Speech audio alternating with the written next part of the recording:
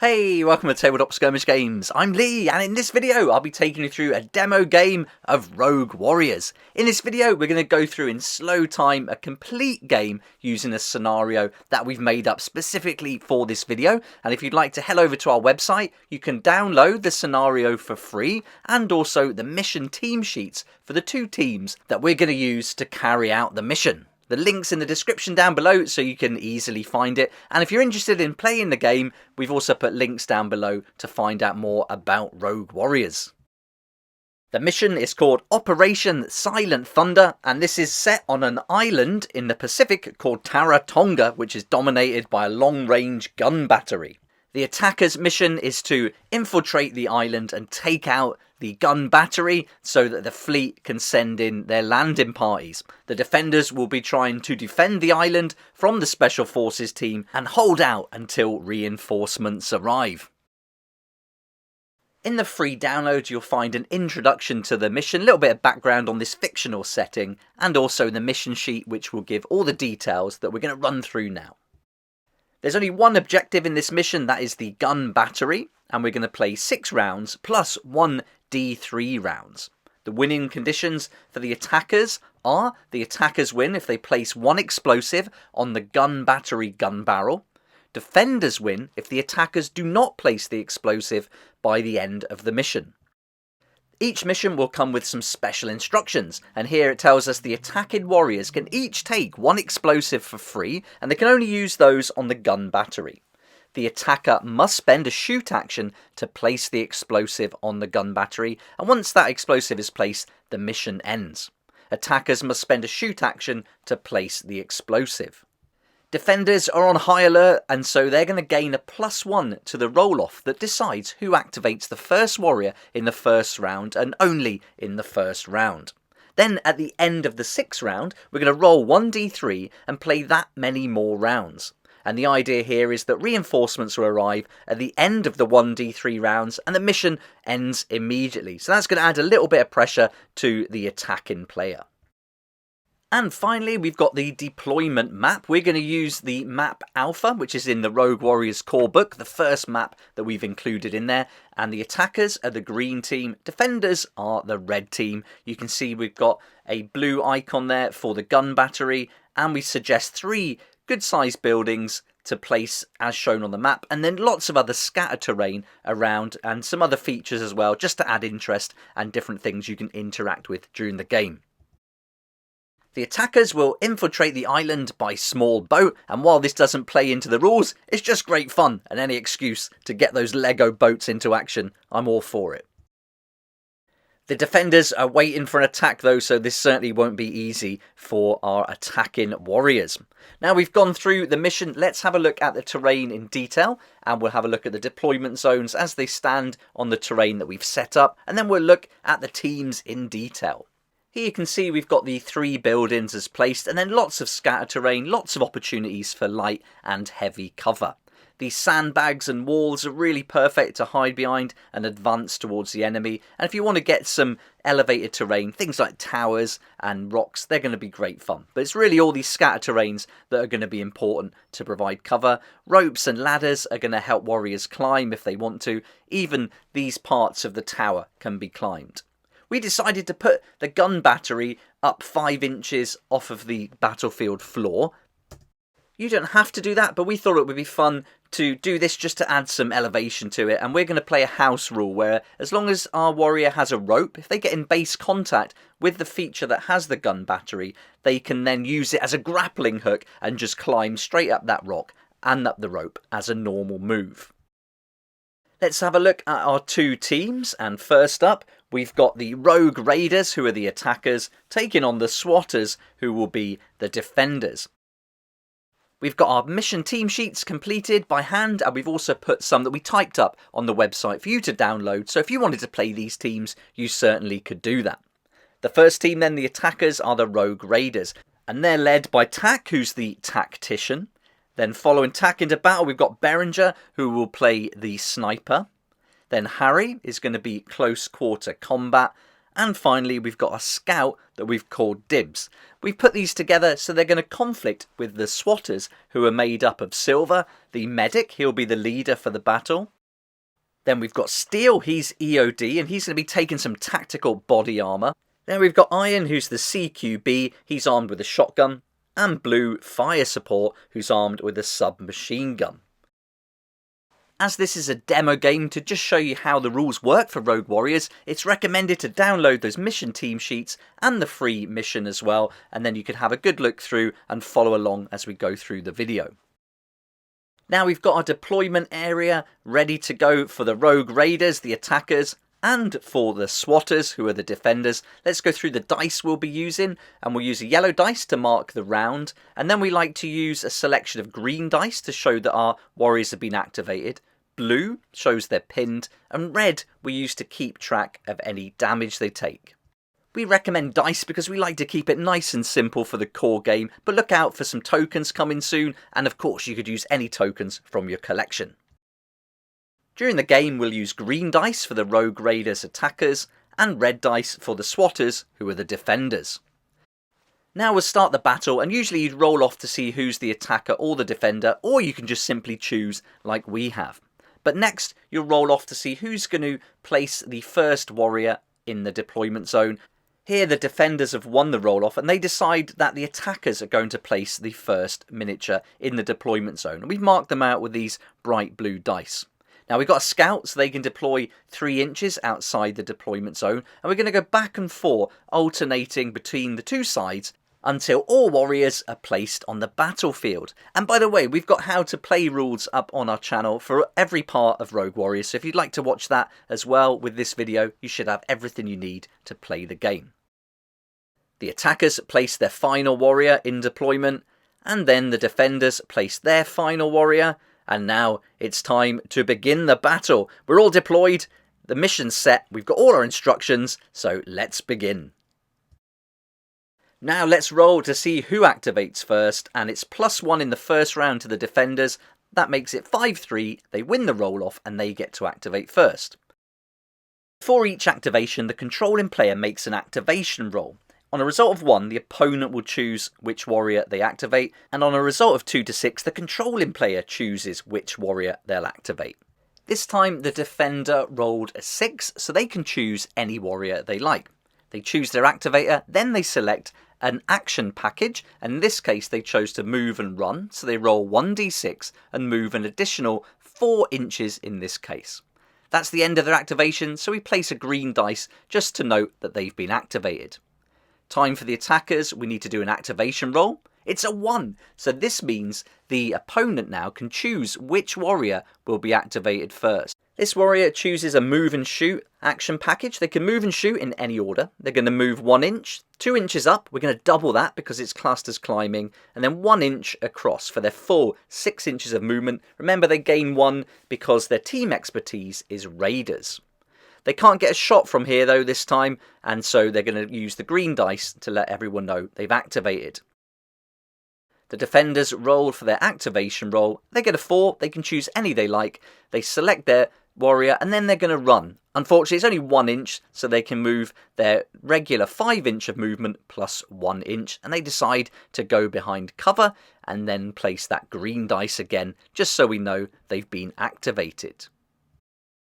It's time for the attackers activation roll. It's a 1, and guess what? I'm playing the attackers, so expect lots of 1s here, and my opponent, Nicholas in this case, chooses the warrior, and my warrior is just going to move into a nice position to get a good arc of fire when the enemy starts moving. Over to the defenders, they roll a 5, they can select any warrior they like now. They're also running lots of movement in the first few rounds with Rogue Warriors as you get a good position, and they're going to start stacking up along the wall ready to make their attack. Place that green dice so we know they've activated. Back to the attackers, activation roll of 4. At last, the attacker can select the warrior of their choosing. They're going to also run, and no pre-measuring here, so we're just going to eye up where we think we can make it to, measure, and then move. Add a green dice, activation complete. The defender rolls their activation roll. They get a 1, but there is only one warrior left, so they didn't really need to even roll that. We did it anyway. And they're going to run also for 4, so that's an extra 4 inches, 9-inch movement in total. They all start with a basic movement allowance of 5 inches. Now we go to the final warrior, which is the scout for the attacker, and the scout decides then to run as well. Now the scout gets a bonus inch for being a scout, a bonus inch for being a raider, so this one can go 9 inches here and moves into a nice position of cover and pops that green dice to show activation complete. And there we go, that's the end of round 1. And in Rogue Warriors you'll find that early rounds are all about movement, getting into good positions, planning out your tactics, using the terrain to your advantage and preparing for the next rounds when the shooting and the fighting will begin. At the end of each round, we gather up the activation dice, or if you're using tokens, we'll remove those from the battlefield, ready for the next round. So now we're going to move into round 2. So 6 rounds plus a bonus 1d3 rounds. We roll off to see who activates first. There's that 1 for the attackers, and the defenders get a 4. So the defenders are going to go first. Their activation roll for the first warrior is a 6. And they choose to run again. And look at this. This is a great roll for a run. Now they can move an additional 6 inches on top of their regular 5. That's going to get them 11 inches and almost in base contact with one of the attacking warriors. And once you get in base contact, you have to get stuck into melee. Alright, the attackers now roll their activation roll. And they choose to activate their sniper. The sniper chooses action package 1, which is a move and shoot, and they can do those 2 actions in any order. So they're going to shoot first. They're within half the distance, so they can add 1 to their shot. They can also add 1 because they haven't moved yet and they've got the sniper rifle. Normally you're hitting on a 4, so this would bring it down to a 2 to hit. But as the enemy has got heavy cover, that's going to give them a -2 to hit. So we're back to 4. So they're going to roll their 1 dice for the sniper rifle. They get a 1. That's an epic fail, and we call this in the game a foobar. That's the shoot action taken care of. Now they're going to move to complete their action package. And they don't move the full distance, but get into a nice elevated position that can see across the battlefield. Place a green dice to show that they've been activated. Now over to the defenders. They roll their activation roll, get a 6. They choose any warrior they like. And they're going to run again, really trying to close down and put pressure on the attackers. That's 10 inches altogether, and this is going to provide some support for the EOD that rushed forward earlier. Back to the attackers now as they roll, and they get a 1. So now the opponent is going to choose. It's a lot of 1s in this game, and they select the scout. Now this could be quite good for the attackers actually, who choose to run. That's 2. Onto the regular movement of 5, plus the scout 1 inch, plus the raiders 1 inch. That gets them nicely tucked into this little cave, and they place an activation dice.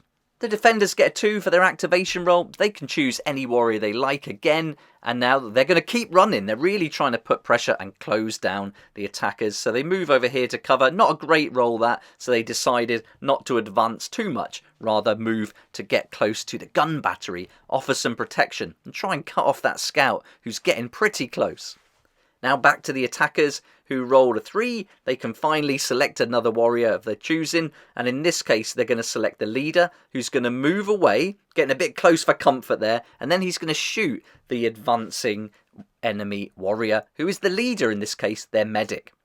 He's got a light machine gun, so he's going to roll 4 dice, and because it's within half distance, he can add 1 to that roll.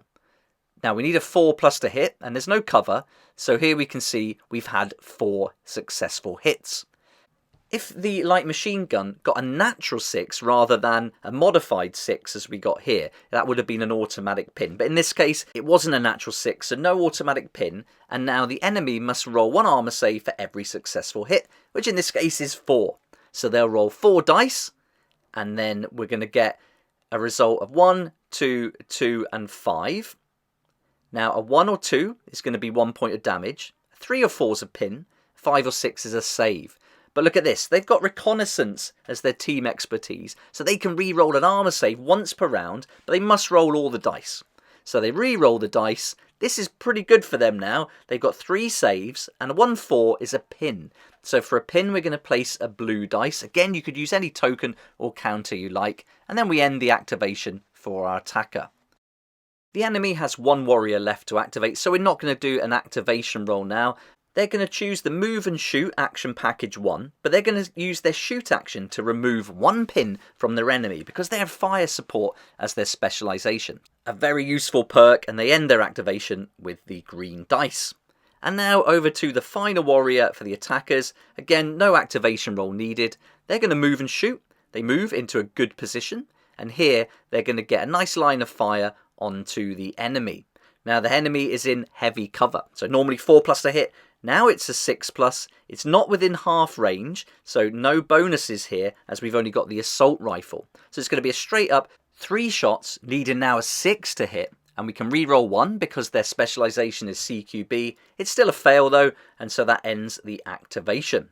That also ends the round 2, and here we can see one of the attacking warriors is being pushed back. We've got the sniper in a really good position, looking down, protecting the path for that scout with some support coming from the CQB as well.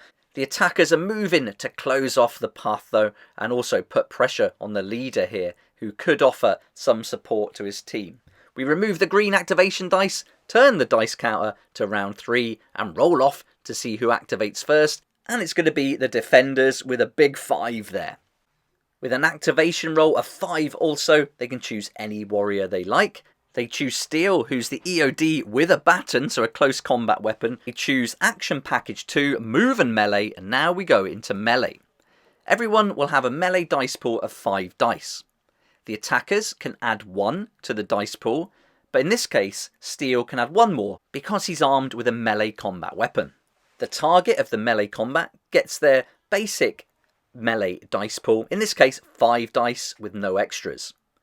Both players will now roll their dice, and then you'll place them in order going from lowest on the left to highest on the right. Then the target will roll their dice and we'll line them up alongside. This time we're going to start from the highest dice and work our way to the left. Now we compare the results. This one's a draw, so we'll get that out of the way. That's a win for red, another draw, a win for red, and a win for red. So that's 4 wins for red, 3 draws. That means we now deal 4 points of damage to the target, and the melee attacker didn't suffer any damage this time, so it's just going to be 4 points of damage going on to the target. And it's not looking good for the Rogue Raiders leader, who's lost a lot of their 6 hearts. Okay, now on to the Rogue Raiders, who are the attackers. They roll a 3, they can choose any warrior to activate, and they're going to aim and shoot against this one here in cover. Normally we need a 4, but it's going to be -2 for the heavy cover, so we need a 6, but +1 because we aimed, so that means we get 2 hits in this case. So 2 5s, that means the defender now rolls 2 dice to go up against those 2 hits. 1 is going to be a save of a 5, and that 3 will be a pin. In this case, the defender chooses to accept the result. They're not going to use their reroll for this, and so we place a pin marker, a blue dice, next to the target, and a green dice to show our warrior has activated. Back to the defenders, who roll their activation roll, and they can choose again, so they're going to give some support here and start moving in one of their warriors. They only get a 1 on the run though, but this should be enough to get in base contact, and any warriors in base contact with the target of a melee attack will give them a combat assist. That'll help them in melee combat. Back to the attackers, who roll, it's another 1. They've got so many 1s here, and so the opponent chooses for this poor guy, and because he's in base contact with the enemy, he can only choose package 5 melee attack. He's got a melee dice pool of 5 dice, but as he's now the attacker in melee, he gets a bonus dice. The target would have a melee dice pool of 5, plus their 1 extra dice for the melee combat weapon, and 1 extra dice because they've got a combat assist from the friendly model who's in base contact with them, the target. We roll a dice, both players roll, and then we'll line them up and compare. But I'm going to choose to use my tactician reroll here for the attackers to reroll 1 of the dice. This isn't good at all for melee, so it's not looking good. Let's see what the defenders can do. And still not a great roll, but probably enough to do some damage. So we line them up again. So going from highest on the right, lowest on the left, we get rid of any ties, and then we calculate how much damage will be inflicted by each warrior. So in this case, the reds inflict 3, the greens do no damage, and that's enough to take out the leader of the attackers. A very good move early on, I think, for the defenders, who now choose which warrior to activate. They get a 2, they can select any warrior they like, and they eye up this one, and they decide on whether to go here. But no, they're going to go with the Iron CQB with that shotgun, and he's going to make a run. And with 2 inches extra, he can make a move of 7 inches altogether. So now he's going to move and try and cut off that scout and get within firing range, perhaps, for the next round. So a little tactical move there, but puts him out in the open, which could cost him dearly. Now back to the attackers who roll a 4. They can select whichever warrior they like. They choose the sniper, but because the sniper shot in the previous round, they have to spend a shoot action to reload. And they want to get in a nice position and stay there to cover the scout. So they're going to choose action package 1, which is normally move and shoot, spend that shoot action, and then pass. Back to the defenders who get a 3. They activate blue with a action package 1 move and shoot. He uses his shoot action and the perk to get rid of that pin and then moves. That's the end of his activation. Now we're back to the attackers who are eyeing up the gun barrel. It's not far away, so that scout is going to make a run roll. With 3, on top of his 7, he can move 10 inches. So this is really good. Having this extra movement is really important for the raiders. But he decides to do something out of the ordinary here and run straight into base contact with the enemy, hoping to get the next activation in round 4. And that's the end of the round now. So everyone's activated. It's really important for this next roll-off for the attackers to get it. Otherwise, it could be a disaster for them. So let's see what happens. The defenders did well taking out the leader. That's going to affect them. And now they're going to remove the green dice. And we'll turn the dice counter to 4 as we go into round 4. The all-important roll-off then. Let's see who gets it.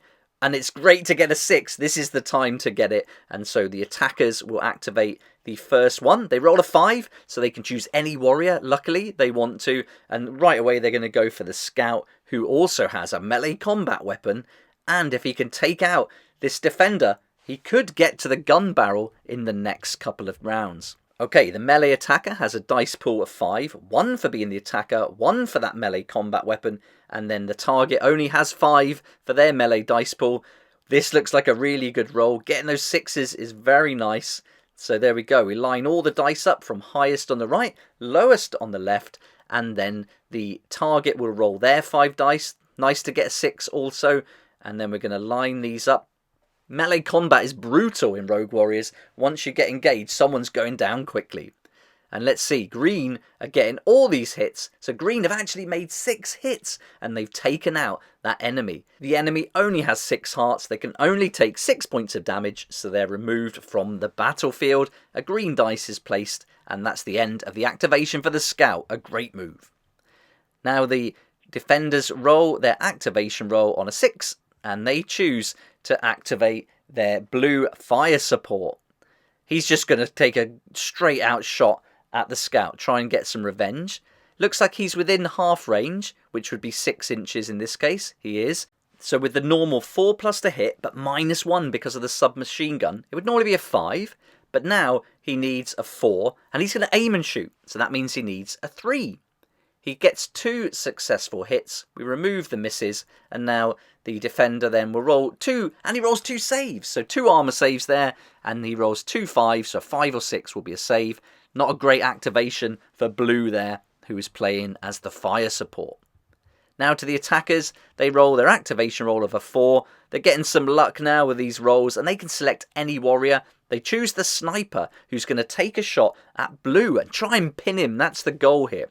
With a 6, that's a great hit. It was an aim and shoot. And with the sniper rifle, they take auto 1d3 damage if hit, and they still have to make an armor save. So that's a 3, so that's going to be 2 points of damage they have to take, and then they make their armor save as normal, and they roll a 1. That means they're going to take 1 damage, but they're going to make use of that re-roll. And so they re-roll the dice. Let's see what they get. They get a 2, so now they take 1 more point of damage. So 1 to 2 is damage, 3 to 4 is pinned, 5 to 6 a save. And now we'll place the activation dice, and we're going to use a coloured dice just so we remember we do need to reload next time. The defenders roll the activation roll, they get a 2, they can select any one they like, and now they've got to start closing down this sniper before he gets a chance to reload. So they're going to activate Steal, the EOD, who's going to run. He can do 8 inches altogether now, and he's getting quite close, so next time he should be able to close down on the sniper. Now we've only got 1 warrior left to activate for the attackers. He's also going to shoot at blue. The fire support was way out in the open. He's going to aim, and that means he hits on 3s. As a CQB, can re-roll 1 dice. Still misses. That's just 1 hit. Could be enough though.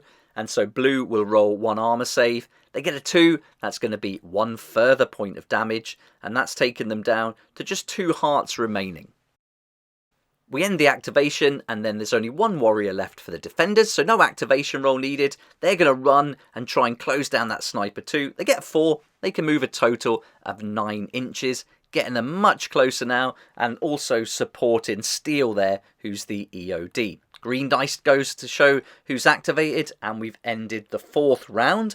And now it's turned a little bit in favour of the attackers. And if the attackers can activate, they're going to get really close to that gun battery as we move into round 5. Now we roll off to see who activates first, and this is going to be the attackers. So they're getting the dice rolls where it counts here. Their activation roll is a 2, so they can choose any warrior. And I think Dibs the Scout has got a bit of bloodlust going on as he decides to choose Action Package 2, Move and Melee Attack. Moves into base contact with the enemy.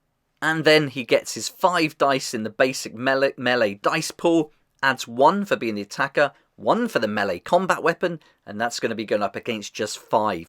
We know that the attacker is going to win 2, but the defender, or the target, can still do some damage. So we're going to roll and carry out our melee attack as normal.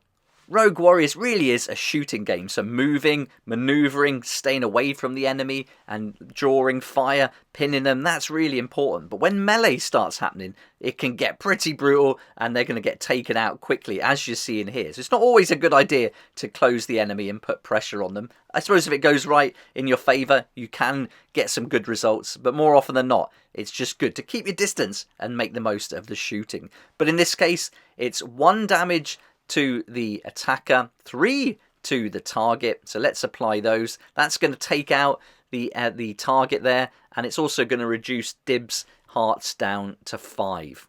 So even if the target of a melee combat attack is taken out, they still inflict the damage that they roll.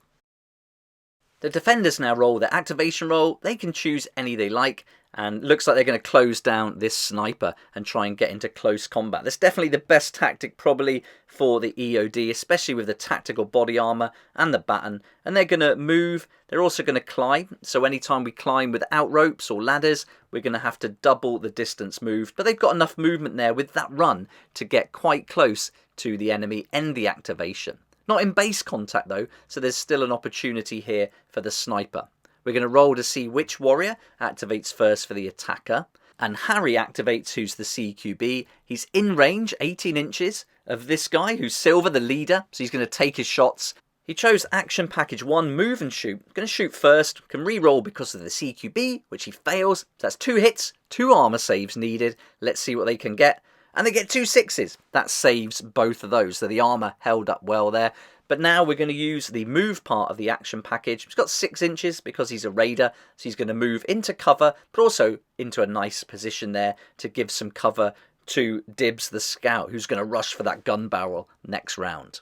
The final warrior for the enemy now activates. They feel like they're in range for a shooting attack, so they choose Action Package 4, Aim and Shoot. So now instead of a normal 4, they need a 3. There's no cover there, they can see all of them. So they're going to roll 4 dice because they've got dual pistols. 3 hit, 1 misses. Get rid of that miss, and then we'll roll 3 armor saves. And here you can see we've got 3 pins, but we only place 1 pin marker. That pin marker remains until a teammate removes it or until the end of that target's next activation. Now it's time for the final warrior to activate for the attackers. They're going to reload, they can't move, but they do now remove that pin because they've activated. That's the end of their activation, so we'll pop that dice down, and that takes us to the end of the round. So here you can see now the sniper's been sprung, they've got his position closed down on him, but it looks like an open run straight to that gun battery. There's no one to stop them, unless of course the defenders can get a shot in and pin them. But now it's time to go into round 6, and at the end of this round we'll roll another dice to see how many extra rounds we're going to play. Always get them in the tray, and it looks like this is good news for the attackers who win the activation. They're going to activate first, and they're going to choose Dibs the Scout, and he's going to run straight towards that battery. He gets a 4, that can give him 11 inches more than he needs, and he's now in base contact with it. And because of our house rule, we can now apply our rope, and then that's going to be in place ready for him to climb up with a normal move. He takes his damage dice with him, and then we give him a green dice so that everyone knows he's been activated.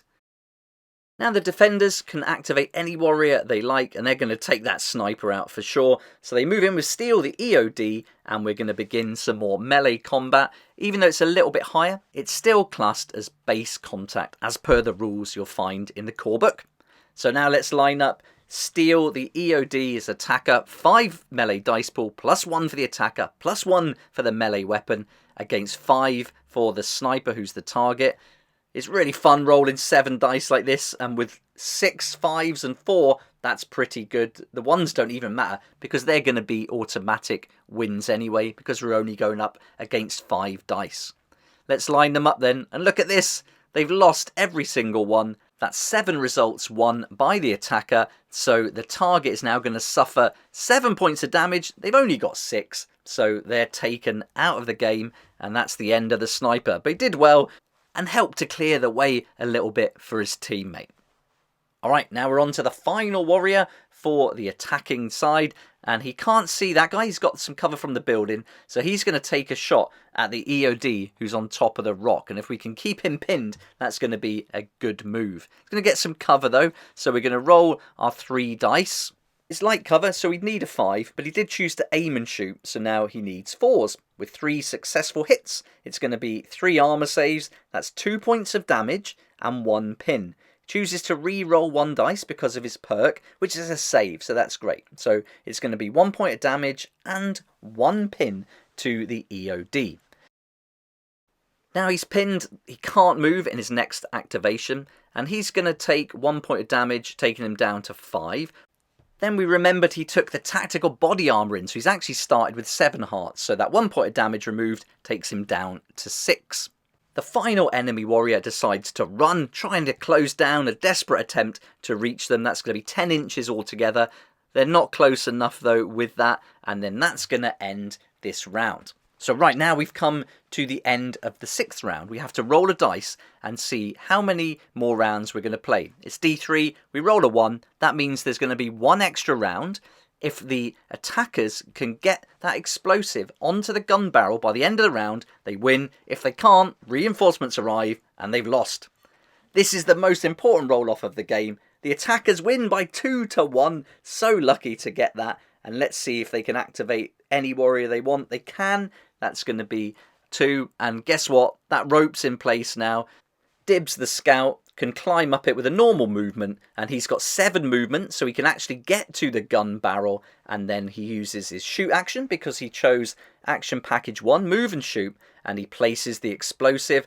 And as per the mission rules, as soon as that explosive's a place, that's the end of the mission, and the win goes to the attackers. So there we go, that's our first demo game for Rogue Warriors, and we hope you've enjoyed seeing how the rules play out on the table. We certainly recommend having a look at our how to play videos and printing off the free mission sheets and team sheets so you can see all the different warriors that we've chosen, the weapons they come with and their perks, and then combined this should give you everything you need to know to play your first game of Rogue Warriors. If you've got any questions, we'd love to hear it, so let us know in the comments section down below. We'd also love to see you on our Facebook group page. That's a great place where you can share pictures of the hobby, show us your warriors and teams you're putting together, and share your missions too. Thank you so much for buying the books, taking an interest in the game, and if you haven't got it already, the links are down below where you can get hold of the core book, the solo rules, and much more. We've also got expansions and narrative campaigns, loads of free content too, and we'll be updating it all the time. We've got more battle reports coming soon, and every month we release new expansions, Warriors of the Week, one-shots, and lots of other fun resources so you never run out of missions to play for Rogue Warriors. I'll put a link at the end of this video so you can find those how to play videos too. I'll also put one for solo rules, and we'll be doing a solo demo game very soon, and we hope you come and join us. For now though, thank you so much for watching. We hope you enjoyed the game. If you did like it or found it helpful, it would be great if you hit the like button, subscribe as well to keep up to date with all the new videos, and we look forward to seeing you here next time on Tabletop Skirmish Games. A massive thank you to our Patreon supporters who help us to make these regular videos. You can also get some great perks there with discounts on our expansions and more. And if you'd like to support the channel and find out more about our Patreon, there's a link down below. We'd love to see you there.